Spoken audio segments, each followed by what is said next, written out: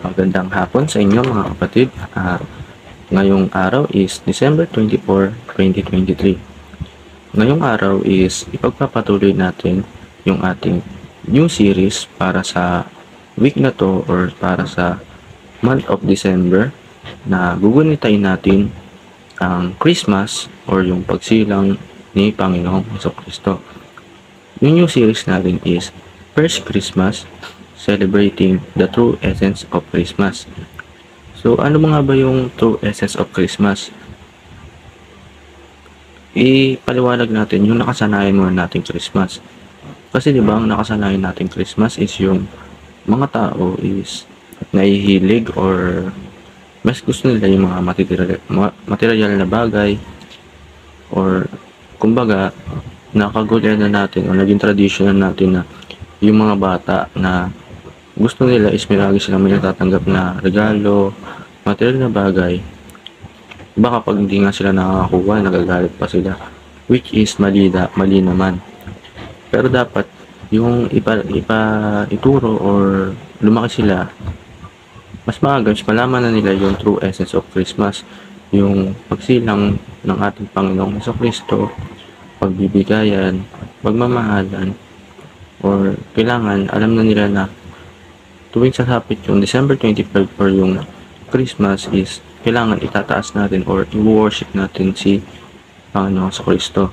Kumbaga, itaas natin yung pangalan niya, isambahin, yun, i-celebrate natin yung kapanganakan niya. So, ayun, ngayong araw is dadako tayo sa panibago nating Bible verse sa ating devotion. Ang Bible verse natin yun is Matthew chapter 2 verse 10 to 11. Ano nga ba yung sinasabi dito? When they saw the star, they rejoiced exceedingly with great joy. And going into the house, they saw the child with Mary his mother, and they fell down and worshipped him. Then, opening their treasure, they offered him gift, gold, frankincense, and myrrh. Sa Tagalog, labis silang nagalak at nakita nila ang mga bituin.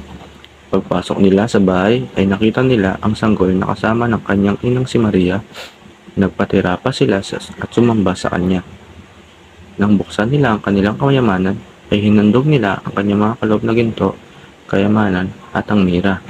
So, para lumawak ng ating Bible verse, lumako tayo ngayon sa ating teaching or sa ating katuruan. Ang una sa ating teaching is wise men genitals. Sino ba dito yung sinasabing wise men? Yung mga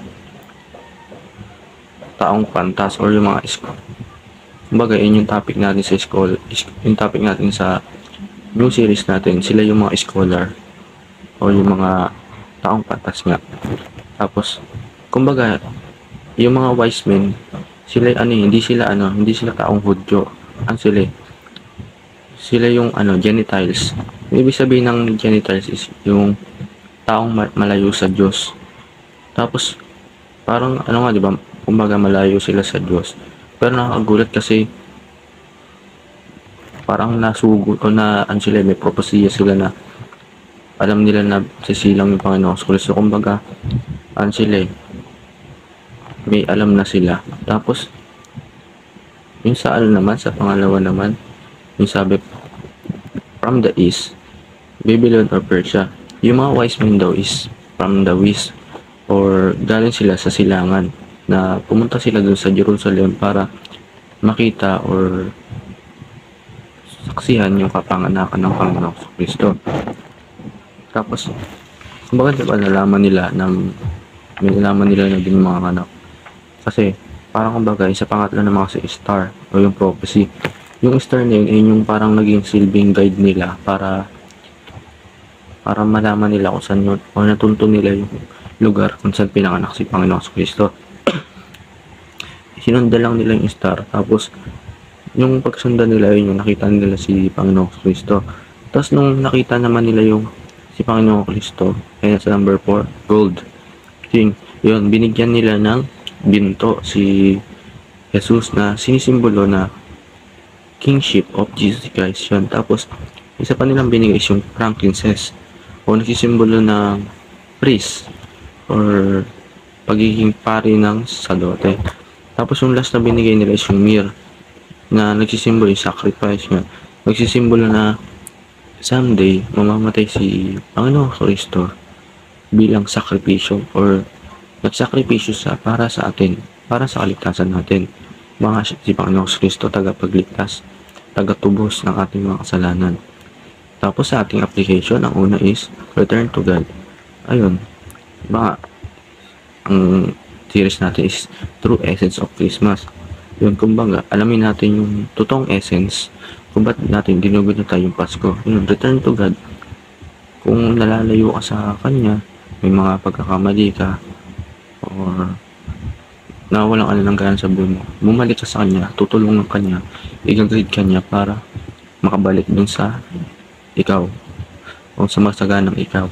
Pangalawa is believe in Jesus, sacrifice, praise, and yun. Maniwala tayo dun sa kay Jesus, gaya ng paniniwala ng mga taong pantas, diba nga, di sila naniniwala sa malayo sila sa Panginoon Kristo, pero nung naging sa propesiya, ano sila, yung kumbaga nalaman nila na pumunta si God, diba nga, na masusundan nilang star, tapos di nila alam yung kumbaga malayo sila sa Diyos nun tapos biglang magkakaroon sila ng propesya na gano'n na maging ano pa sila doon, maging isa sila doon sa history or doon sa kumbaga maging isa sila doon, magkakaroon sila doon sa first Christmas na kay Papa God. Tapos doon naman sa pangatlo is remember that the essence of Christmas is Christ was born to reconcile us back to God. Ayun, lagi natin i-remember na tuwing dadapit yung Pasko or yung araw ng kapanganakan ng Panginoong Kristo is yun nga, di ba? Saka sabi ko lang, tuwing dadapit yung Pasko, kailangan pag naalala natin to, kapanganakan to ni Panginoong Kristo, ito yung araw na dapat sambahin, mag-worship, or itaas yung pangalan niya. Hindi yung mga nakagulian na natin tuwing papasko, yung inuman, di ba? Kasalanan yun. Yung hingi ng mga material na bagay. Kailangan, isa lang yung nasa isip natin, is yung sambahin si Panginoong Kristo. Tapos sa ating discussion, why now is the time to return to God? Ayun, di ba? Bakit daw ngayon is ang oras para bumalik kay Papa God? Di ba? Pero dapat nga matagal na natin siya tinanggap, pero bakit ngayon pa lang? Kung kailan matanda na tayo, kailan marami tayong nagawang kasalanan. Pero dapat talaga, simula ngayon, kumbaga isipin na natin na bumalik na tayo sa Kanya. Huwag na tayong magdalawang isip, tatlong isip, apat na isip. Yun, bumalik na tayo sa Kanya. Tapos sa ating prayer, Father, forgive me for all my sins. I move far away from you. Now, I return to you. Thank you for sending Jesus Christ to be the final sacrifice, my priest and my king. Through Christ Jesus, I can come to you and you will forgive me. Thank you for your grace. Please help me to remain in you. From now on, I surrender my life to you. By your grace, I will live, think, speak, and act as your child of yours. So help me, God. Please pray. In Jesus' name, Amen. So, ayun, natapos na tayo sa panibago nating devotion. Naway may natutunan kayo and lumaki kayong mga kaalaman o yung relasyon natin kay God para sa natin, sa buhay natin, para sa future natin. And, ayun po, salamat sa panonood. And, umit na tayo. Amen.